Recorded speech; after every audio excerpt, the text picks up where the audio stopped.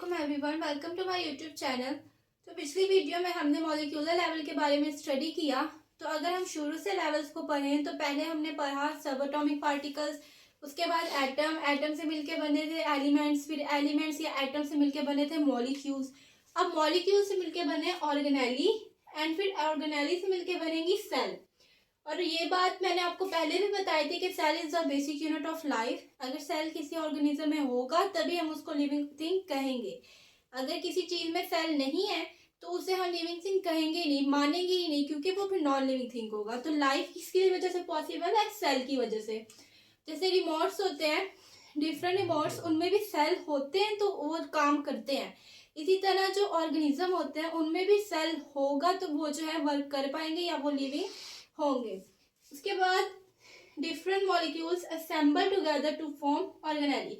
Assemble मतलब एक special form में मिल जाता है। जैसे असम्बलीज वगैरह होती हैं स्कूल्स में, तो उसमें भी एक स्पेशल फॉर्म में जो है स्टूडेंट्स खड़े होते हैं। ठीक है, एक पूरा जो है एक असेंबली में जो होता है पूरा एक सिस्टम होता है ना कि स्टूडेंट्स की क्या किस तरह स्टूडेंट्स ने खड़े होना है, एक स्टेज होता है, तो एक पूरा सीक्वेंस होता है।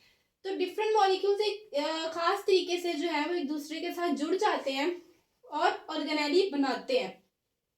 अब ऑर्गेनेलीज आर सब सेलुलर स्ट्रक्चर्स। सब सेलुलर मतलब सेल के अंदर पाए जाने वाले। जैसे सबएटॉमिक पार्टिकल्स थे जो कि एटम के अंदर पाए जाते थे, इसी तरह ये सब सेलुलर स्ट्रक्चर्स हैं जो कि सेल के अंदर पाए जाते हैं और इनसे मिलके क्या बनता है? सेल। बाय विच, ये विच था, by which cells are formed, जिसकी मदद से क्या होती है? सेल बनते हैं। और यहाँ पे मैंने ब्रैकेट में लिखा है कि सेल क्या होते हैं? Unit of life. ये इंपॉर्टेंट एमसीक्यूज है, आता होता है कि what is the basic unit of life. तो cell is the basic unit of life.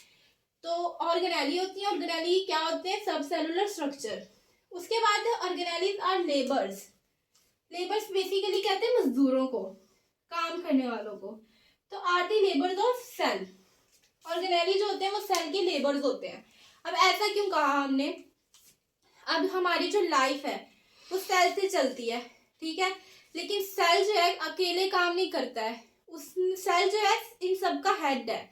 उसने अपने लिए जो है ना एम्प्लॉयज रखे हुए, अपने लिए लेबर्स रखे हुए, और हर एक लेबर को उसने डिफरेंट काम दिया हुआ है। तो हर एक लेबर का डिफरेंट काम होता है और वो लेबर क्या होता है? ऑर्गेनेली। एक सेल में बहुत ज्यादा ऑर्गेनेलीज होती हैं, हर एक ऑर्गेनेली का डिफरेंट काम होता है। जैसे हमें काम करने के लिए एनर्जी चाहिए, एनर्जी कहाँ होगी? सेल्स में। अब वो हमें सेल प्रोवाइड नहीं करेगा। सेल जो है उसे पता है कि हमें एनर्जी चाहिए, वो हमारी बॉडी सेल के अंदर पाए जाने वाले किसी ऑर्गेनेली को कहेगा और फिर वो ऑर्गेनेली हमें एनर्जी बनाकर देगा। तो ये जो ऑर्गेनेलीज होती हैं ये लेबर्स होते हैं, एम्प्लॉयज होते हैं सेल के, इनका काम होता है। और सेल जो होते हैं इनका सबका क्या होता है? हेड। तो different functions are accomplished by these specialized, और accomplished का मतलब होता है मुकम्मल करना, और यहाँ पे specialized का वर्ड इसलिए यूज हुआ है कि हर एक ऑर्गेनेली का एक स्पेशलाइज्ड वर्क होता है। अब ऐसा नहीं है कि एक टाइम पे किसी ऑर्गेनेली ने कोई और काम कर लिया तो दूसरे ही टाइम में कोई और काम, ऐसा नहीं होता। इनकी एक स्पेसिफिक काम होता है हर एक ऑर्गेनेली का, तो इसीलिए यहाँ पे स्पेशलाइज्ड का वर्ड यूज हुआ है। अब आपकी बुक ने दो एग्जाम्पल्स भी दी हुई है ऑर्गेनेली की।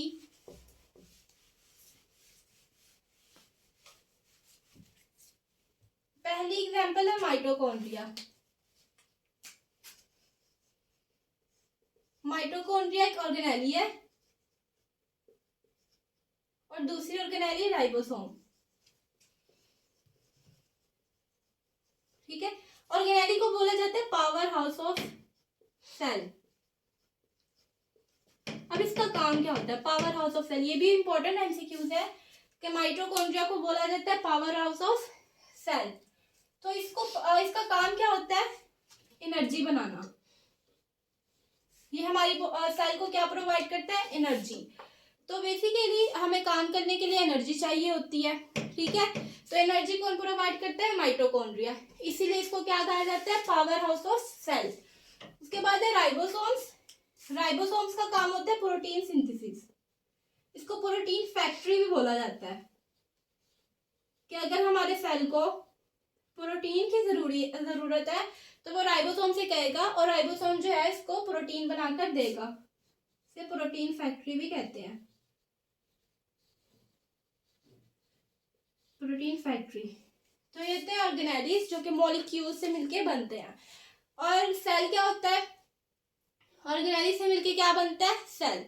और सेल का स्ट्रक्चर जो है वो कुछ इस तरह से होता है, जैसे रिमोट्स में सेल होते हैं वैसा नहीं होता, तो स्फेरिकल इन फॉर्म होता है, गोल होता है। इसके अंदर जैसे एटम में सेंटर में न्यूक्लियस था, इसके भी सेंटर में न्यूक्लियस होता है, ठीक है। लेकिन ऐसा नहीं कि यहाँ पे प्रोटॉन्स और न्यूट्रॉन्स होते हैं इसीलिए हमने इसको न्यूक्लियस कह दिया, नहीं। यहाँ पे होता है डीएनए, न्यूक्लियस में क्या रहता है, डीएनए। और यहाँ साइड पे जो है इसमें डिफरेंट ऑर्गेनेलिज होती हैं, जैसे यहाँ पे माइटोकॉन्ड्रिया, ठीक है, राइबोसोम्स। इस तरह जो है सेल होता है और सेल के अंदर क्या होती है, ऑर्गेनेलिज और ये न्यूक्लियस। तो ये था सेल का स्ट्रक्चर। दोबारा से रिकॉल करवा देती हूँ कि मॉलिक्यूल से मिलके बनती है ऑर्गेनेलिज। ऑर्गेनेलिज बेसिकली सब सेलुलर स्ट्रक्चर होता है, यानी कि ये सेल के अंदर पाए जाते हैं। सब सेलुलर स्ट्रक्चर, इनको सेल का लेबर कहा जाता है। क्यों कहा जाता है, क्योंकि ये सेल के एम्प्लॉयज होते हैं। डिफरेंट ऑर्गेनेली डिफरेंट काम करके देती है सेल को, और यही ऑर्गेनेली मिलके क्या बना देती है, सेल। और सेल मिलके क्या बनाते हैं, टिश्यूज। तो कल हम टिश्यू लेवल पढ़ेंगे।